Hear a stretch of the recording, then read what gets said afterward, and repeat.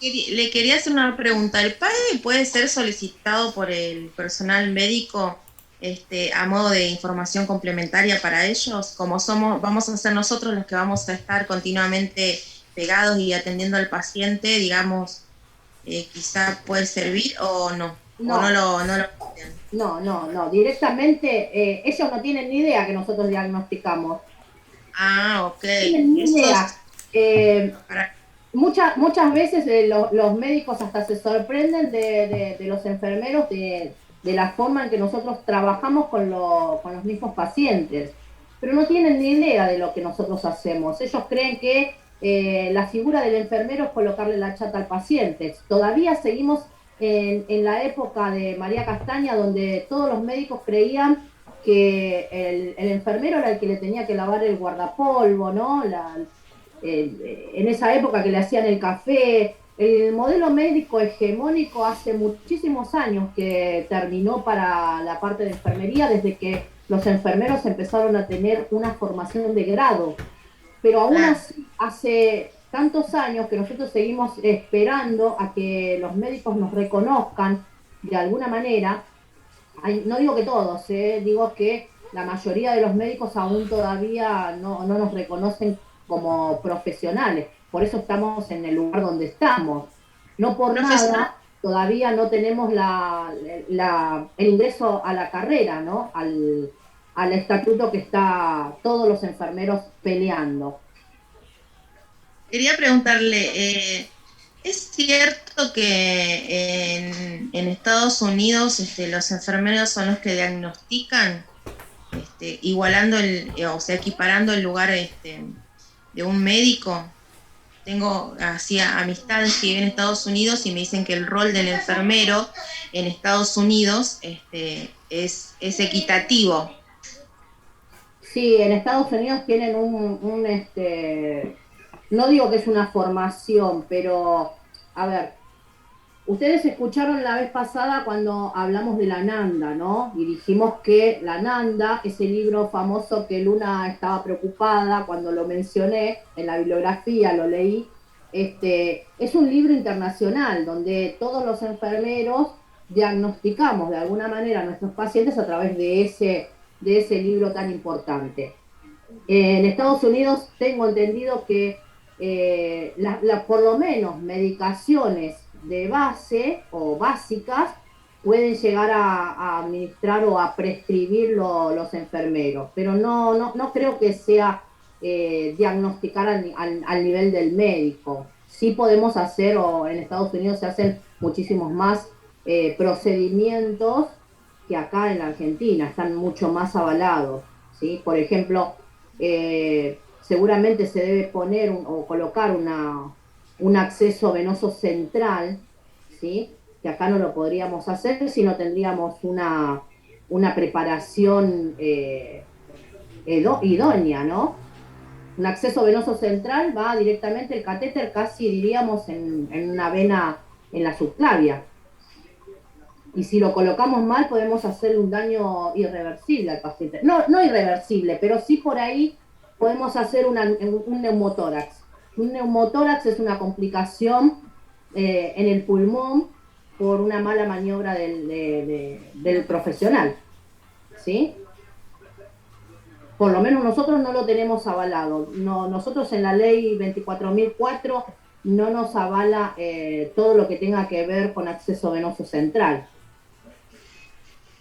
Sí, por ahí las canalizaciones periféricas, lo que hacemos nosotros cuando colocamos una vía periférica está avalado a través del Ministerio de Salud. Hay acciones que nosotros podemos hacerlas sin ningún problema porque no nos implicaría una acción legal en cuanto a lo que es procedimientos. ¿Sí? Habría que ir a Estados Unidos a perfeccionarse mucho más, estaría bueno, ¿no? Sí, ella me contaba que en una oportunidad tenía un familiar que estaba delicado en una clínica antes de la pandemia, ¿no?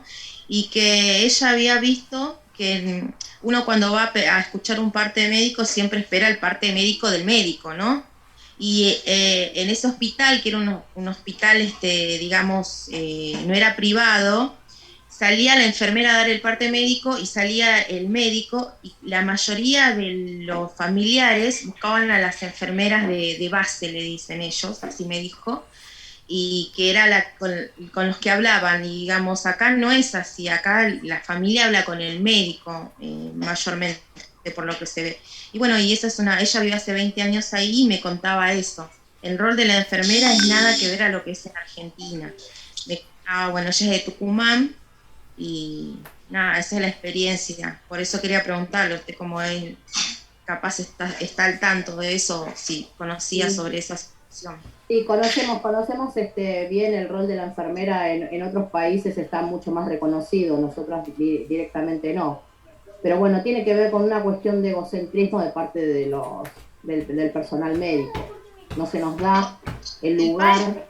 Nosotros y para un trabajo particular para nosotros poder desempeñarnos, para tener una guía y para que nos va a ayudar para todo lo que es el proceso que va a tener el paciente mientras esté internado, digamos. Sí. Sí, no solamente eso, nos ayuda muchísimo también a hacer nuestro registro de enfermería, ¿no? La redacción. Nosotros somos muy cuidadosos con respecto a lo que es el error ortográfico. Si tenemos alguna duda, nos ha pasado muchísimas veces que hemos tenido que dudar entre nosotros, entre colegas, de cómo se escribe determinada palabra y nos hemos apoyado entre nosotros para poder escribir correctamente, porque un registro con un error ortográfico y nos pesa muchísimo a los enfermeros, sobre todo los que tenemos grado, para el momento en que se pueda llegar a leer o un profesional pueda llegar a leer ese registro, nos daría mucha vergüenza de la mala escritura, ¿no? Bueno, no sé si les disipé las dudas que tenían. ¿Alguna otra pregunta más?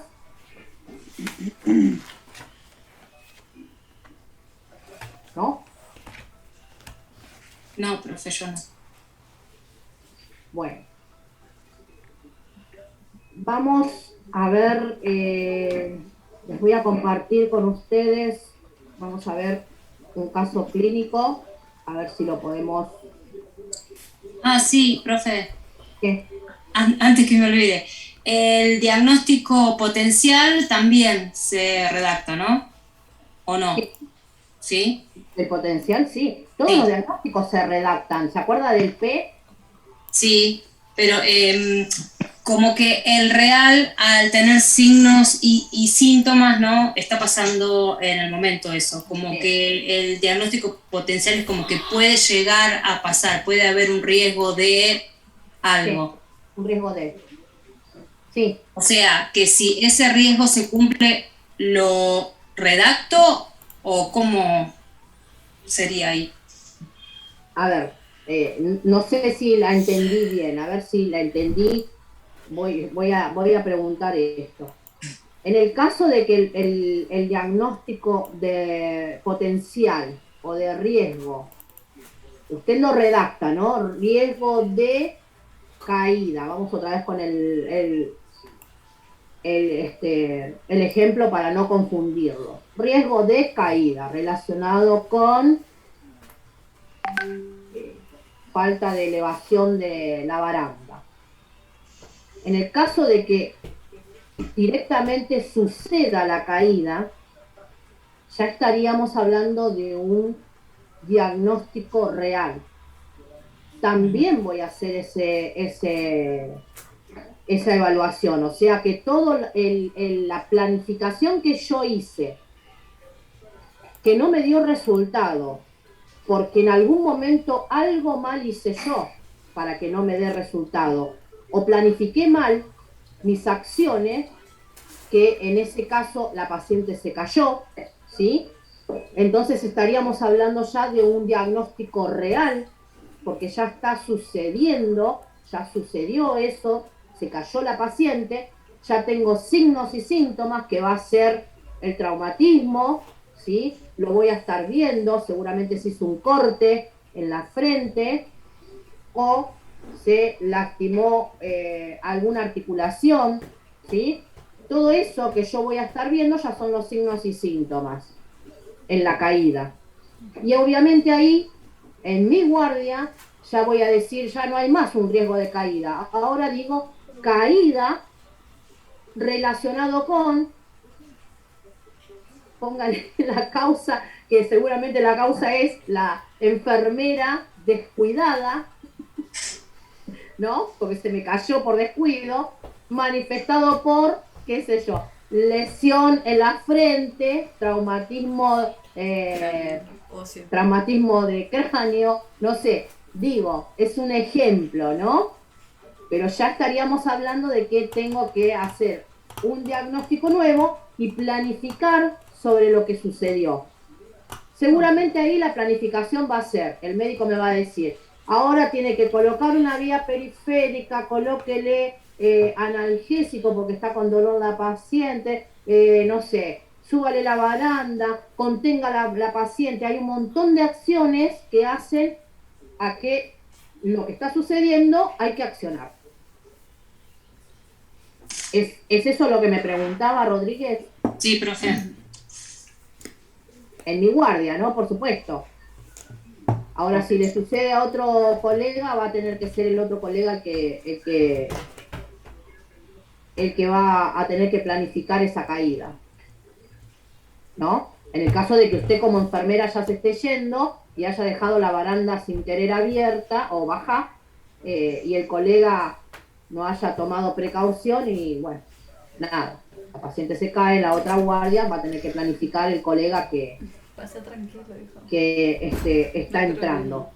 Por supuesto que después el colega le va a decir, Rodríguez, ¿qué pasó que no me subió la baranda? ¿No? Sí. Esas cosas nos suele pasar también, que el colega nos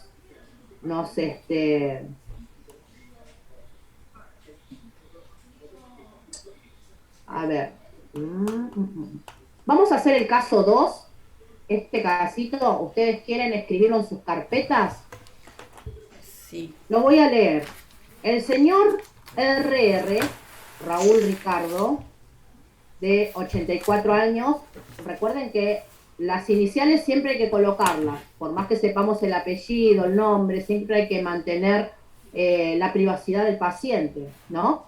En este caso vamos a poner RR, de 84 años de edad, internado en el servicio de clínica médica, derivado de residencia geriátrica por presentar fiebre y diarrea de 4 años de evolución. 4 días, perdón, 4 años ya estaríamos, de 4 días de evolución. Antecedentes patológicos, HTA quiere decir hipertensión, ¿sí? E insuficiencia cardíaca, tratado con el Alapril 5 miligramos. Esto es una medicación, un antihipertensivo, porque si el paciente es hipertenso, esta medicación es un antihipertensivo, ¿sí? Comprimido, vía oral, día. ¿Sí? ¿Qué quiere decir esto? Enalapril 5 miligramos, comprimido, vía oral, día. O sea que en el día, en 24 horas, solamente 5 miligramos va a recibir ese paciente por su patología de base. Y furosemida, esto es un comprimido también, ¿sí? Es un diurético de las asas. Furosemida, 40 miligramos, un comprimido vía oral, día. ¿Qué quiere decir? La furosemida, 40 miligramos, le vamos a estar administrando solamente un comprimido durante todo el día, ¿sí? En el examen físico se evidencia deterioro del sensorio, entre paréntesis confuso. Eso quiere decir deterioro del sensorio, que el paciente está confuso, ¿sí? Mucosas orales secas y sudoroso, ¿sí? Presenta acceso venoso periférico en miembro superior izquierdo, MSI quiere decir miembro superior izquierdo. Acceso venoso periférico es esa vía que esa, a ver, una vía periférica, ¿no? ¿Alguno estuvo en algún hospital o observó alguna vez un suerito que le esté pasando por el brazo al paciente? Sí, Ese suerito es un acceso venoso periférico o también se llama vía periférica, ¿sí? O venoclisis, también se le dice venoclisis, ¿no? ¿por qué se llama periférica, profesora? ¿Por qué se llama periférico? Porque están las periferias alrededor, ¿sí? Si hablamos de una vía central siempre está alojada va directamente al centro del corazón. Imagínense que una vía central siempre va canalizado a la vena subclavia, ¿sí? O a la vena yugular, pero siempre va el acceso o el catéter hacia la vena cava superior, que está directamente comunicada al corazón. El corazón siempre es el centro de todo el cuerpo, ¿sí? Y los alrededores es la periferia. Nosotros tenemos nosotros le decimos pulso central o apical y pulsos periféricos. Alrededor. Hay muchísimos pulsos que nosotros tenemos. Si ustedes se tocan aquí, van a ver cómo late. Hay un pulso aquí. Aquí tenemos otro pulso, ¿sí? Aquí tenemos otro pulso. Eso quiere decir la periferia, ¿sí? Y en este caso, el acceso venoso es periférico porque está alojado en parte de la periferia, ¿sí? Ah, ok. Está alojado en el corazón. ¿Se entiende? Sí, profe, se entendió perfecto. Muy bien. Gracias. Bueno, ese acceso venoso periférico en miembro superior izquierdo, miembro superior siempre los miembros superiores son la zona de los brazos, ¿sí? Miembro superior es toda esta parte, ¿sí? Miembro inferior es de la cintura para abajo las piernas, ¿sí?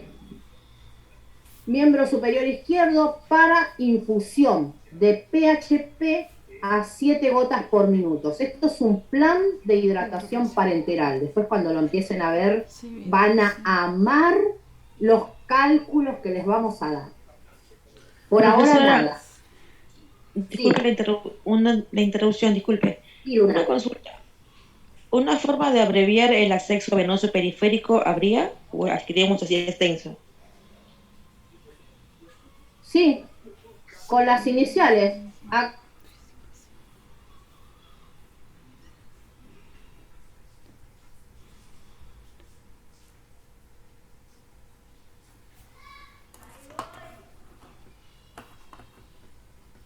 Están en primer año y por ahí es mejor que sepan que es un acceso venoso periférico. A pesar de que miembro superior izquierdo también no lo saben o sí. Por ahí yo los estoy estimando y sí saben lo que es miembro superior izquierdo. ¿Sí? ¿Saben? ¿Sí, Luna? Sí. No.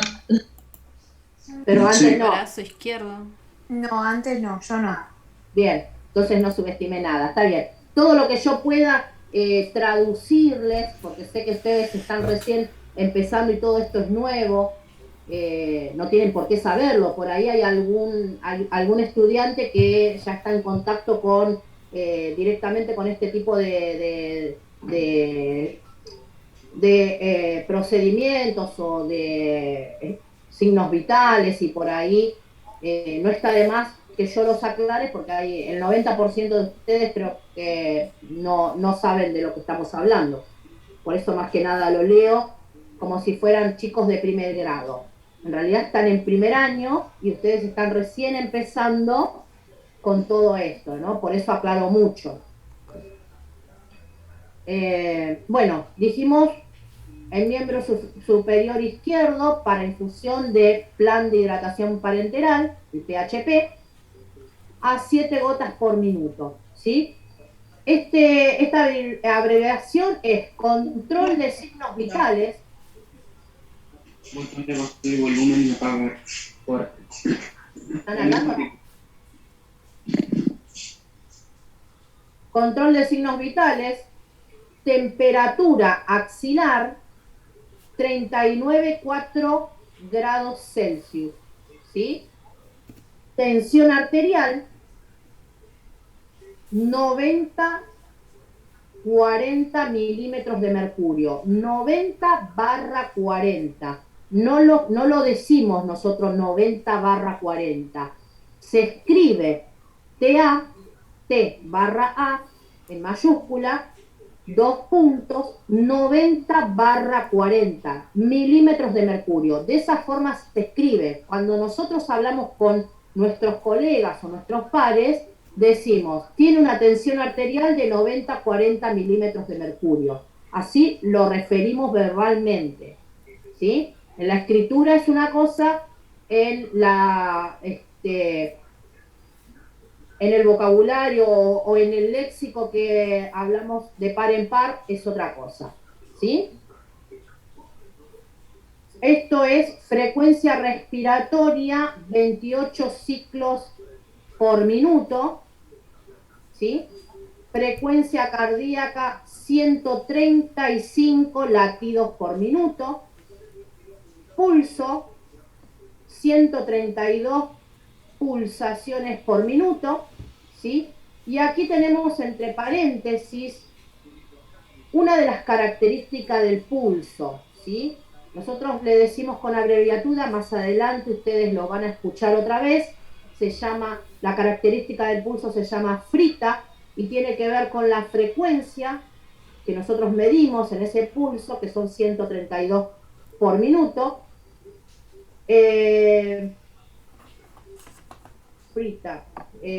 Frecuencia, ritmo, esta R es de ritmo, que el ritmo es irregular, ¿sí? No es sincrónico el pulso, y es de intensidad, y la intensidad es débil, ¿sí? Cuando nosotros estamos palpando el pulso, lo encontramos débil.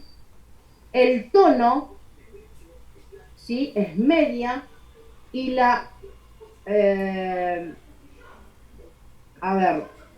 frecuencia, frita, frecuencia, ritmo, intensidad, tensión y amplitud es alta, ¿sí? Eso quiere decir todas estas siglas que están acá y pertenecen al pulso, a esto que está acá, es una característica del pulso. Aquí dice saturación de oxígeno 93%. ¿Sí? ¿Lo escribieron en sus carpetas? ¿El caso clínico? Sí, profe, estamos. Sí. Bueno. Más o menos van viendo el caso clínico y si pueden realizar a través de los datos, vayan poniendo los datos que a ustedes les parece. Y vamos a hacer un diagnóstico. Si les parece, ustedes, después díganme qué diagnóstico podría ser el que podemos realizar acá. Profe, una pregunta. ¿Puede repetir otra vez qué significaba en la parte donde dice infusión de PHP? Ajá, infusión de PHP. El PHP es plan de hidratación parenteral. Póngale entre paréntesis plan de hidratación parenteral. PHP a 7 gotas por minuto.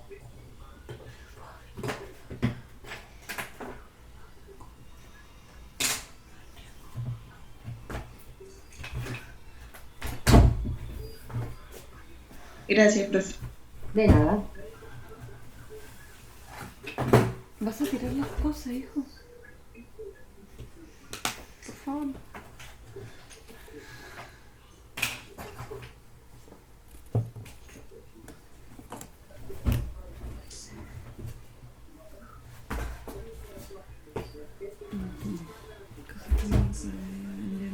estoy acá.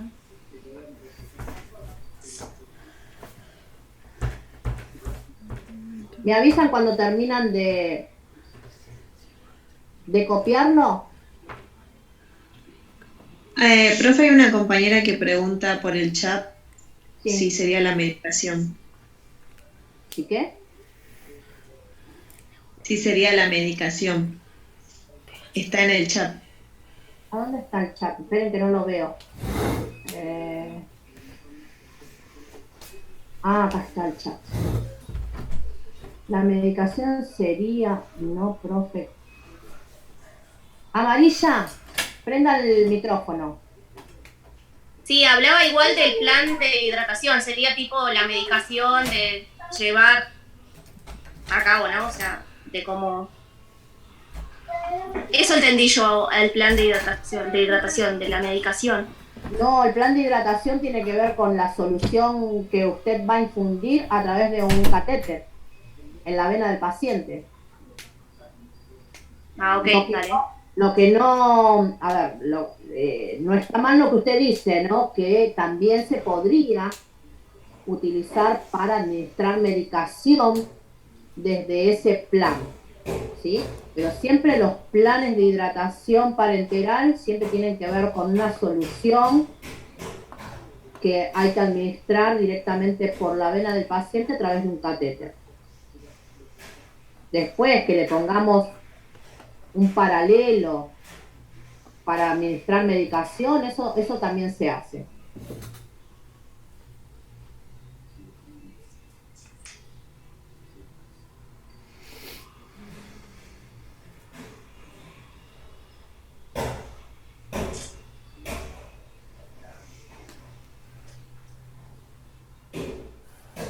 Presenta fiebre, diarrea de 4 días. De evolución antecedentes.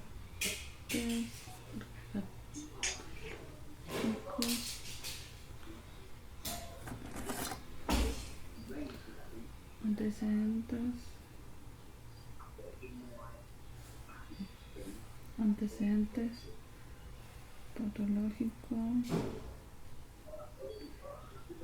Tiene hipertensión, insuficiencia, que sería insuficiencia cardíaca,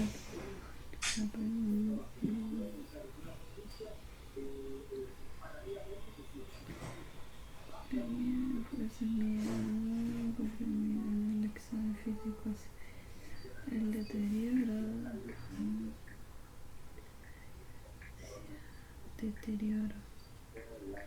en el examen.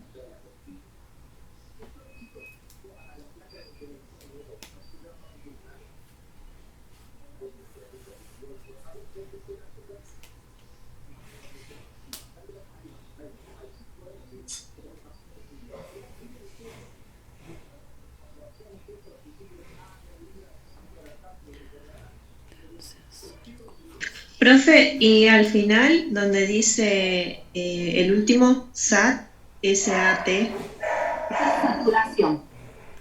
saturación. Sí, póngalo entre paréntesis, saturación, SATO2, de oxígeno. La abreviación es O2 de oxígeno, ¿eh? Saturación de oxígeno. Una venoclisis podríamos decir. Acá lo que nos estaría faltando es el diagnóstico médico por ahí, ¿no? Pónganle como diagnóstico médico debajo, ustedes aquí pongan diagnóstico médico, 2 puntos, enterocolitis.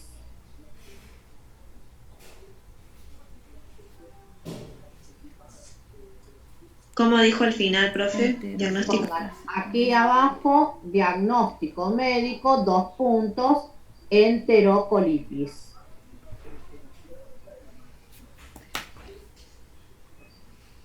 Como para que ustedes tengan de alguna manera cómo ver el problema y la causa, ¿no? ¿Quién pudo llegar al diagnóstico? ¿Y inflamación del intestino? Inflamación del intestino. Sí, hay una inflamación, pero también producto de qué? ¿De la diarrea? El concepto de enterocolitis es una inflamación del tracto digestivo, pero también que está causada por una infección de una bacteria, ¿sí? Hay una infección que está dando vueltas, o sea, podríamos poner infección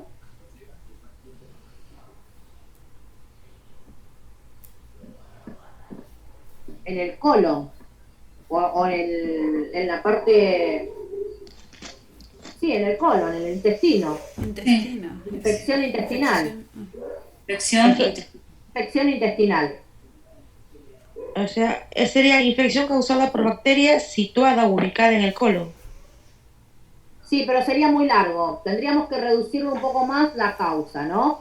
Si decimos que la enterocolitis es una inflamación del tracto digestivo que tiene que ver con una infección en el intestino delgado o en el colon, en alguna parte del intestino, entonces podríamos decir que es una infección del el intestino, ¿sí? Infección intestinal, producto de una bacteria. Esto podríamos poner. Siempre traten de poner que la infección está producto de algo, ¿no? Acá en este caso no sabemos si es una bacteria, un virus, un hongo, un parásito. Algo ingresó en el aparato digestivo de la paciente para que se produzca una infección intestinal. En este caso, denominada como diagnóstico médico enterocolitis. ¿Sí?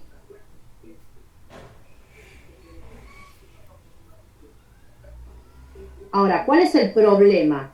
¿Qué pusieron como problema?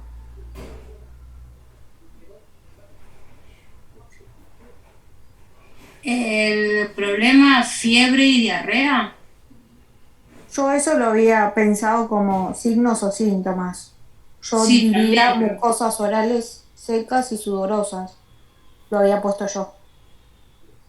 Como problema puso mucosas orales secas y sudorosas.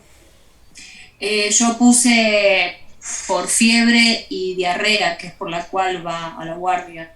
Como que el problema que se presentó fue la fiebre y la diarrea, por eso lo llevan a la guardia. Así es como lo pienso. También puede ser un signo y un síntoma. Sí. ¿Qué puso entonces? Perdón, otra vez yo. Sí, Luna. Viendo este caso y procediendo de una residencia geriátrica, uno de los síntomas que no está mencionado es la deshidratación, ¿no? Por diarrea de 4 días está súper deshidratado ese hombre. O Muy bien. ese paciente. Ahí vamos. Ahí vamos. Ese dato, ¿saben por qué lo tiene Luna? Porque Luna trabaja con un paciente. ¿Sí? Bueno. Luna lo tiene como un paciente. Ella lo pensó como un problema. ¿Y cuál es el problema que existe acá? Es una deshidratación, dice Luna. ¿Por qué una deshidratación? Porque nosotros, el común de las personas, sabemos que si nuestro niño o nuestro familiar vomita o tiene diarreas de más de 4 días de evolución, diarreas acuosas, ¿sí? Podemos llegar a deshidratarnos, ¿no? ¿Alguien nunca lo escuchó eso? ¿Alguno de todos? Sí. Niños, ¿Eh? más en ancianos y en niños. Rodríguez me está hablando, ¿no? No, pero sí, yo lo he visto con mis hijos, pero yo me focalicé en por qué va a la guardia, por fiebre y diarrea. Claro. Después se dan cuenta, al hacer el examen físico, se deben dar cuenta que está deshidratado porque le tocan la piel, porque se dan cuenta, pero Claro, donde... eso es lo que tenemos que hacer nosotros los enfermeros.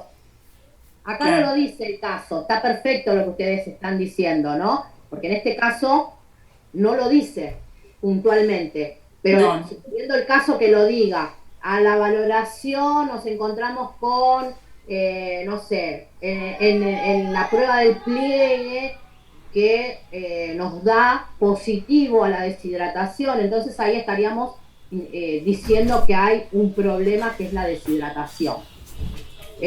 ¿Por qué lo sacó Luna? Porque Luna está trabajando con pacientes gerontes que sabe que la necesidad de el paciente geronte es, si está con 4 días de diarrea, seguramente se va a deshidratar.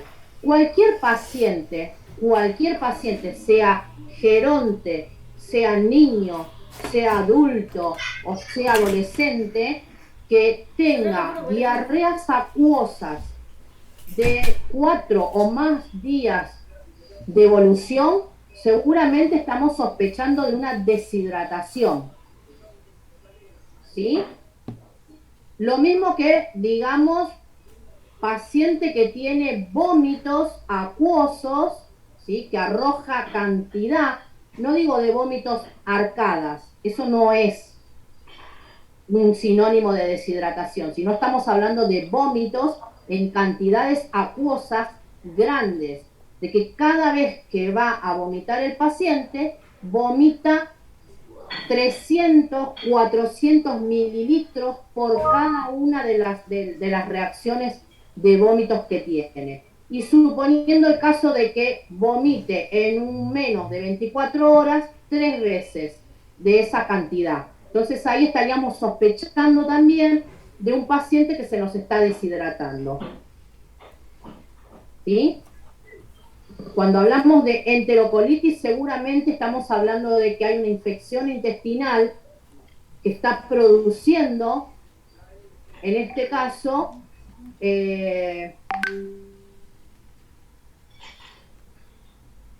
diarreas a repetición y está produciendo fiebre. ¿Sí? La fiebre a nosotros, ¿qué nos dice?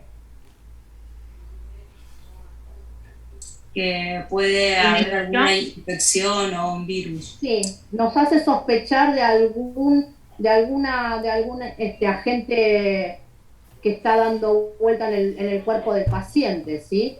Que en este caso se diagnosticó y se sabe que es en el tracto digestivo, específicamente en la parte intestinal, porque hubo exámenes previos, ¿no?